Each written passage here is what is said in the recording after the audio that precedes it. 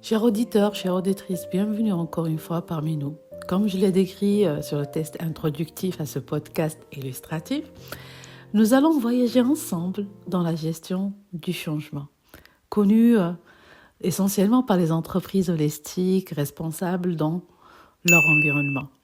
Ces entreprises ont bien compris au fait que le monde organisationnel est en perpétuelle évolution, ce qui rend le changement une constante durable afin de préserver leur pérennité. Et oui. Et pour cela, la gestion du changement, elle devient une compétence recherchée en organisation. Depuis les années 2000, plusieurs matrices de changement ont été utilisées et ont tous été d'accord que ce changement passe par 4 phases, inévitables. Frédéric Laloux, dans son livre Reinventing Organization, a bien décrit les 4 phases. Il les a nommées en phase tribale, phase agraire, phase industrielle et sans oublier la phase informative.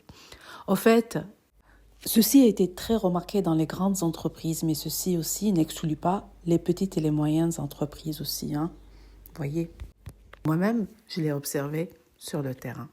N'hésitez pas de partager vos avis, vos observations en commentaire.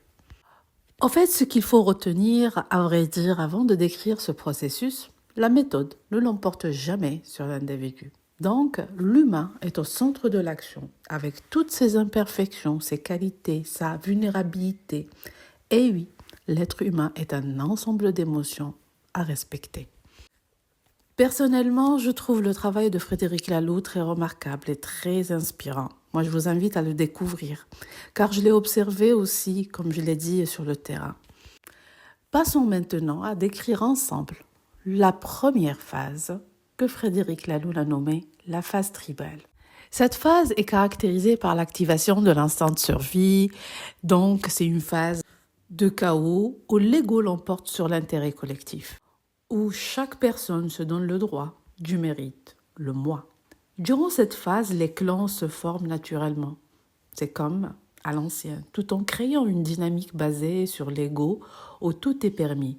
Et c'est là où intervient la PNL, à vrai dire أخرج الأسد الذي بداخلك. Et oui, c'est normal en fait, parce que c'est une phase qui est caractérisée par l'absence d'un processus bien défini et de pouvoir organisationnel. Les prises de conscience des individus ne surviennent qu'après les dégâts. Et oui, c'est après la brûlure qu'on comprend que le feu est dangereux. Puis après cette prise de conscience des erreurs, vient la phase agraire. C'est une phase au fait caractérisée par la conformité, une phase très codée en termes d'organisation, par des normes d'administration caractérisées par une hiérarchisation conforme et une rigidité. C'est une période où l'exécution est au top, un peu à la pharaon. Tous les employés connaissent leur rôle et leurs tâches et les exécutent avec rigueur. Une phase qu'on pourrait qualifier d'un régime militaire où l'ordre et l'exécution. C'est tout simplement ça, être dans le cadre, mais d'une manière exécutive. Une fois cette phase d'organisation stricte est achevée, vient la phase industrielle, qui est une phase caractérisée par l'innovation et la recherche de l'excellence, ce qui permet à l'individu de gravir les échelons, en se basant au fait sur la performance au sein de l'entreprise. Cette phase est caractérisée par plus de souplesse par rapport à la phase agraire, mais reste assez codée dans la façon de gravir les échelons. Cela dépend du pouvoir hiérarchique. Et oui, هنا لازم يرضى عليك المانجر et l'hierarchie. Durant cette phase, pour faire réussir au fait cette transition, il faut avoir des managers qui sont au sommet de la pyramide de Maslow, c'est-à-dire qui développent les individus autour. Une fois cette phase est achevée, vient en dernier la phase de l'information. C'est une très belle phase. Durant cette phase et cette période, des hiérarchies naturelles basées sur l'expertise, la passion et la valeur positive émergent. C'est une période caractérisée par la chute des masques de l'ego. On peut les schématiser au fait par le dépôt des armes, par exemple, ou un répit de guerre. Les personnes durant cette phase ne sont plus sur leur garde, car chaque individu apporte au sein de l'entreprise sa touche au collectif. Durant cette phase, une certaine sagesse s'installe au sein de l'entreprise, ce qui crée un climat de tranquillité, de responsabilité, où chaque avis est écouté avec intérêt. Chaque point de vue est partagé humblement.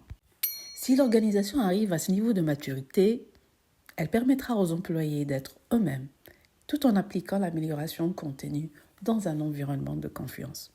Mais attention, lors du passage d'une phase à une autre, il est essentiel de bien étudier et réfléchir à l'évolution de la communication. Car si le processus est interrompu ou déformé, cela pourrait faire replonger l'entreprise dans la phase tribale, mettant en péril la sécurité, ce qui activera à nouveau l'instinct de survie et le chaos par la suite.